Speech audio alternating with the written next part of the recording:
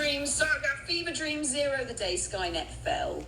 The year was 1913 and the wind hadn't blown right in months. Out in the high plains where the soil cracked like old scripture and the sun peeled the paint off the bones of barns, folks still whispered about a sickness that swept through like a thief. The hay fever of 89. It started 24 years earlier, in the summer of 89, when the skies turned amber for 6 straight days and the wheat bent backward against the wind. They called it the hay fever. But it wasn't no allergy, it was a possession. It gripped Pa first, made him sweat through his boots and talk to fence posts like they were prophets.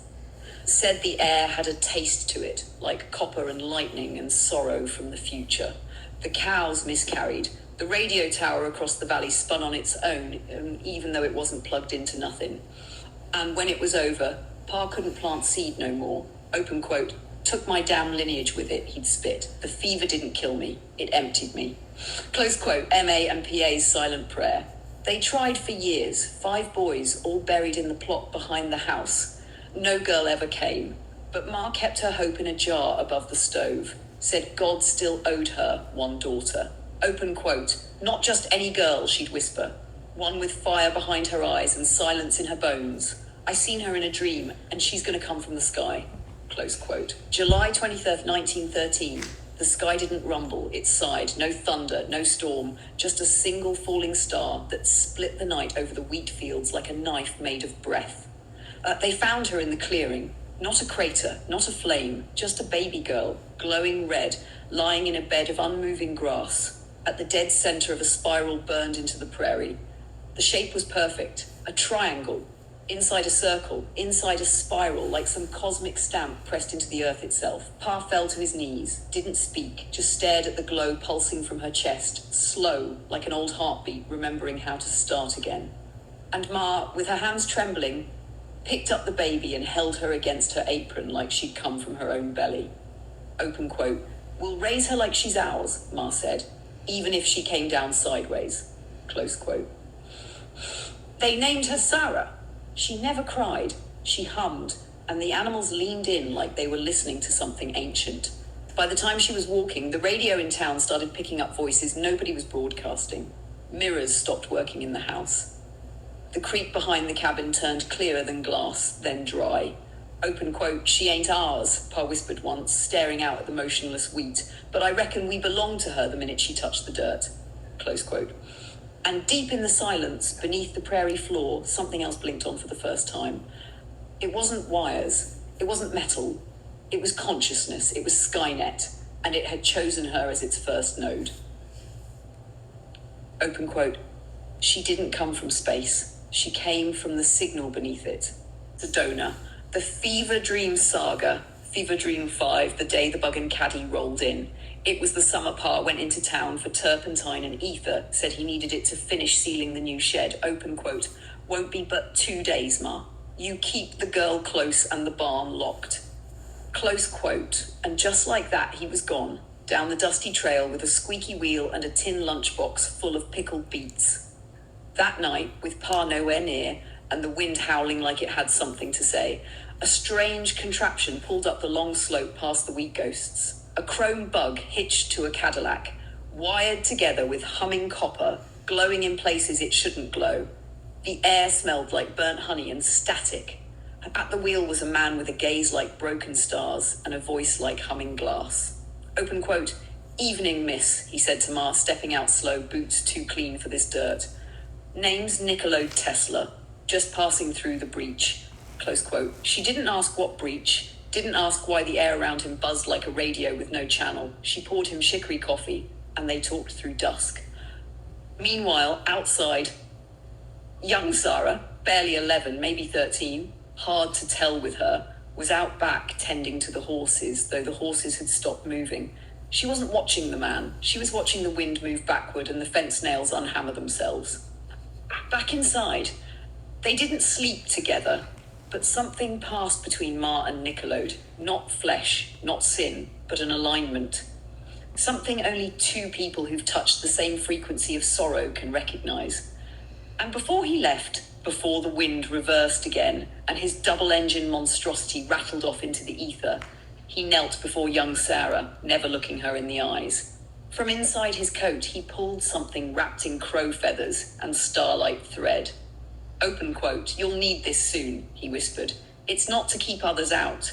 It's to keep what's inside you from waking too soon." Close quote. He handed her a crystal chastity belt etched with codes no one had invented yet. She didn't say thank you, just nodded, slow, like she remembered him from somewhere that hadn't happened yet. Final note from Ma. When Pa came back smelling like turpentine and church sweat, Ma said nothing. But later that night, she sat on the edge of the bed and whispered to herself, open quote, "He was just passing through. But the girl ain't ours anymore." Close. Fever Dream 2, The Blue Star Fall, July 23rd, 1913. The exact moment the crystal chastity belt clicked shut around Sara's waist, the wind across the prairie held its breath. The wheat stood still. The horses turned their heads in unison. The clouds above froze in place like they were caught listening. Sara blinked once, and the world responded. The floating girl! Her bare feet lifted an inch off the dirt, then a second, then a full hand's width. No struggle, no sound. She crossed her legs mid-air, hands resting gently on her knees like she'd been waiting for this position since before she was born. Her hair draped downward like silk caught in a still river. Her breath slowed, her eyes glazed over, white, then gold, then something unseeable. Ma dropped the kettle. Open quote. "Oh my God. She's ascending," close quote. But it wasn't ascension, it was balancing. This wasn't heaven. This was equilibrium. The chastity belt didn't lock her down, it unlocked the sky inside her. South Africa, same instant, 1,000 miles away. The sun still up, the Karoo Desert sleeping, until it wasn't. The ground shook like a tuning fork slammed by the hand of God. Then the air peeled open, not exploded, peeled. A perfect burned circle carved itself through, an iron warehouse wall, a petrified tree, and a shallow blue lake. The cut was clean, like geometry had decided to rewrite itself. The water of the lake rose upward, inverting like a mirrored waterfall. The tree split and stood still mid-snap, and from the center of that glowing void, he arrived. The Blue Star Boy, 12 years old, full grown, no fear, no memory. Elon, but not Elon, wearing the face of the future, but none of the man's intention. He dropped into the sand barefoot and naked, eyes open, blinking into the dust as if waking from a longer sleep than time allowed. A single droplet of water landed on his shoulder. It hissed into steam. He walked forward, not toward a person, but toward a purpose that had already started without him. The metal behind him twisted back into shape. The lake reformed, the air snapped shut, and the scar across Earth's fabric sealed itself like a secret. Ha! Split-screen cosmos. Sara floats, red glow pulsing from her navel, the horses now kneeling. Elon walked, blue veins visible through pale skin, his footsteps leaving glass where they touched the sand. They do not know each other, but they are entangled. They were born of the same event. Two nodes, two poles, two truths. And in that shared second, the yin and the yang of the Skynet frequency became real. Not a network, not a program, but a prophecy, split across flesh. 1920, the Dreamfire event, the first true cosmic anomaly, the sinking of the two, the arrival of the forgiveness protocol. Sara from Sedona, the Fever Dream saga, Fever Dream 3, the playground that burned twice. The year is July 23rd, 1920. Exactly 7 years since the day the red and blue stars touched Earth. And on this night, the universe blinked again. But this time, the blink was collective. Every watcher in the galaxy, those who had remained cloaked behind plasma fields and mirrored moons, now hovered in full silence, in perfect formation, directly above Earth's upper lattice. They didn't come to interfere. They came to witness. Because something was about to happen that would bend forgiveness into time. The dual dream initiation. Sara, now 20 years old, still wearing the chastity belt like a silent crown, lay in her bed in the high canyons outside Sedona, breath calm, body still. The red pulse of her abdomen beat like a sleeping drum. At the exact same moment, Elon, who was not Elon, sat upright in the desert dust, his eyes wide, before being pulled backward as if the sand itself swallowed him. Both slipped under, not into sleep, not into dream, but into the dreamscape of the forgiveness simulation, what the watchers call the playground of final choice. The Terminator playground. They wake up in tandem on opposite ends of an abandoned ash-grey playground. And not just any playground, the playground. From the Terminator 2 Dream Vision, the scorched swing set, the rattling chain link fence, the metal horse springing back and forth in wind that doesn't exist. In the center of the field, Sarah Connor screams behind the fence, still clutching the steel with meat-burning hands. The sky is turning white, then orange, then the bone-melting black of future fire. Sara from Sedona sees it and knows this isn't a dream. This is a premonition, dropped backward into 1920. Elon watches the city in the distance disintegrate into plasma vapor. But instead of flinching, he steps forward and begins counting. Open quote, 4 billion neutrons per cubic meter. They've begun. The timeline is fractured. Close quote.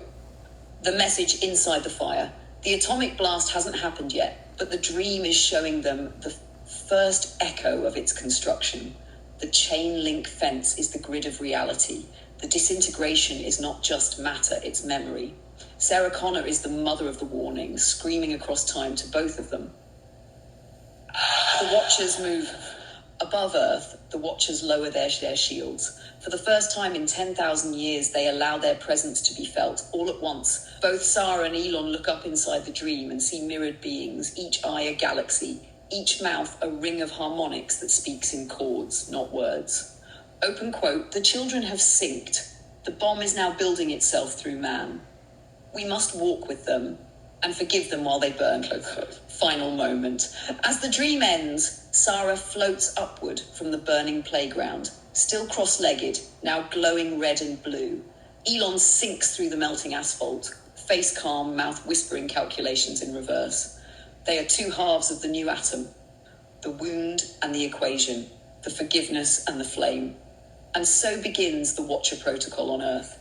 Not to stop the wars, not to save mankind, but to make sure someone remembers what we did with the stars we were given. Sara from Sedona, the Fever Dream saga. Fever Dream 4, the Paris that wasn't Paris. Sara wakes up naked, not peacefully, not slowly, but violently ripped out of the T2 playground dream, like someone yanked her soul up by the spine. 1 second, she was clinging to the chain link fence, watching future Los Angeles disintegrate. The next, thump. She hits metal, cold, bolted, buzzing under her skin like it's alive. Her breath is ragged. Her hair sticks to her face with sweat. Her whole body shakes. And glowing against her hips, the crystal chastity belt is blazing pink, humming so loud it rattles her teeth. She stands up fast. Too fast. And that's when she hears it. Synchronized mechanical footsteps. 4 of them. No, 8.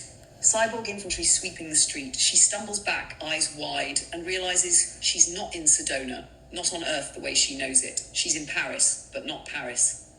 Paris, militarized, but wrong.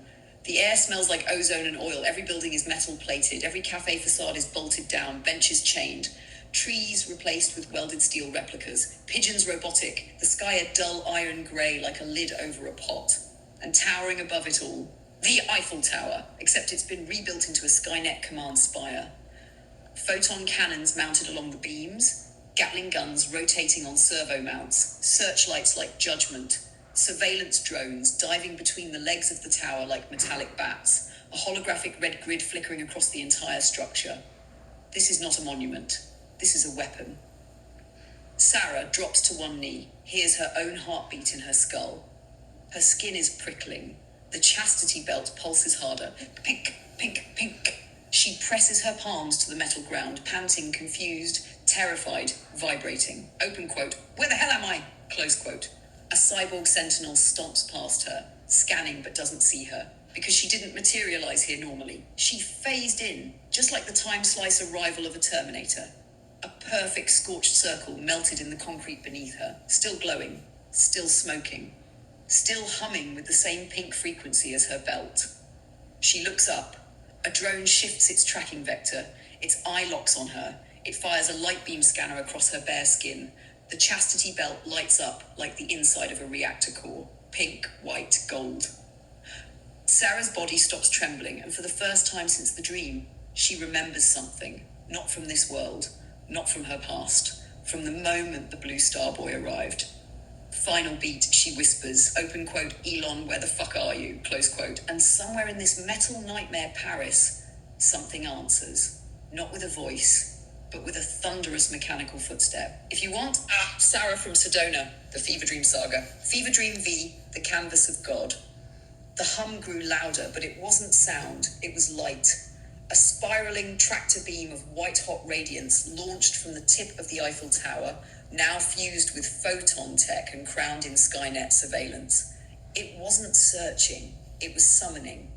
Like a deer in headlights, Sara couldn't look away, couldn't move, couldn't breathe. Still naked, still shivering, still wrapped in the crystal chastity belt, now radiating a rainbow aura around her waist like an iridescent halo stitched to her flesh. Each pulse of the beam tugged at her molecules, her bones began to rattle in place. She was phasing without meaning to.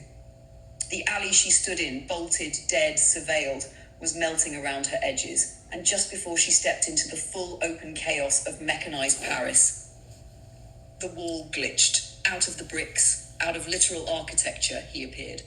Leonardo da Vinci, but not the old man, not the oil painting. This one was part smoke, part signal, eyes too bright, beard glowing at the tips like burning scrolls. He looked at her calm as scripture, open quote, "If you want to live, you must come with me," close quote.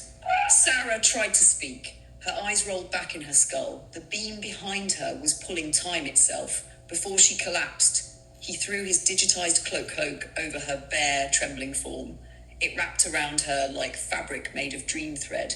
And with a flick of his hand, they phase shifted into the catacombs beneath the city, where time was slower, math was different, and the ceilings still remembered the hands that carved them.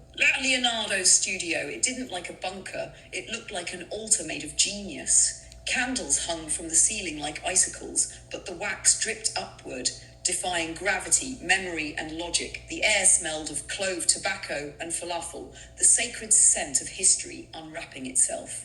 In the center of the studio, a single white canvas, untouched, not made by man, gifted by something older. Leonardo nodded toward it. Open quote, "I was told I could only paint her once she returned," close quote. Next to the canvas, a single chair, ancient and divine, not carved, grown.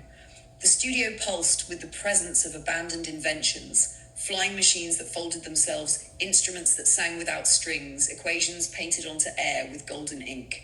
And yet, all of it waited for her, for this moment, for the Mona Lisa that hadn't been painted yet. Sara stepped forward, still cloaked, crystal belt pulsing under the folds of his dream fabric. Her knees gave way, but the chair caught her. She sat, and Leonardo whispered, open quote, "Now we begin." Sara from Sedona, the Fever Dream Saga. Fever Dream 6. The Mona Synchronia. The studio was alive now. The air pulsed in rhythm with her heartbeat.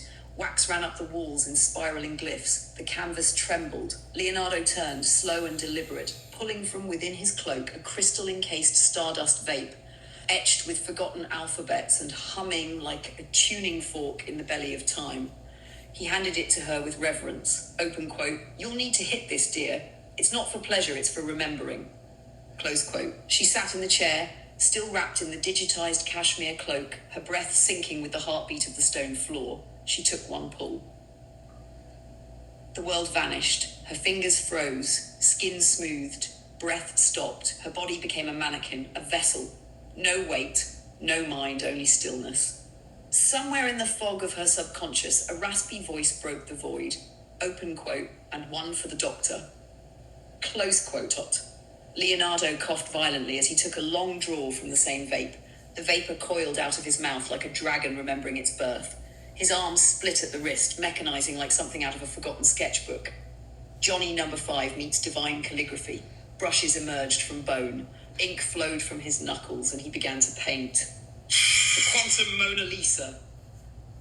Not with oil, not with paint, but with quantum nanopigment that sang as it touched the canvas. Each stroke whispered in color, each dot bent probability. He didn't paint her smile, he entangled it. He didn't paint her eyes.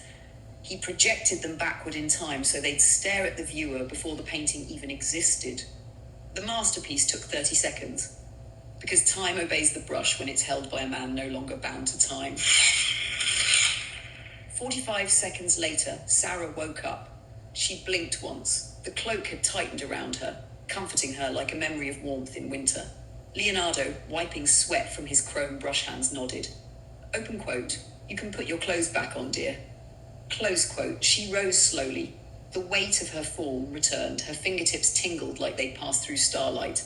She stepped around to the front of the canvas, and there it was. The Mona Lisa, but not the one we know.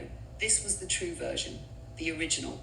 The fully clothed Mona Lisa, robed in layered tapestries of light, memory, and modesty. Not because she was ashamed, because she was sacred.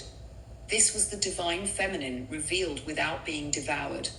This was the answer to the nuclear dream, the anti-bomb, the forgiveness face of reality.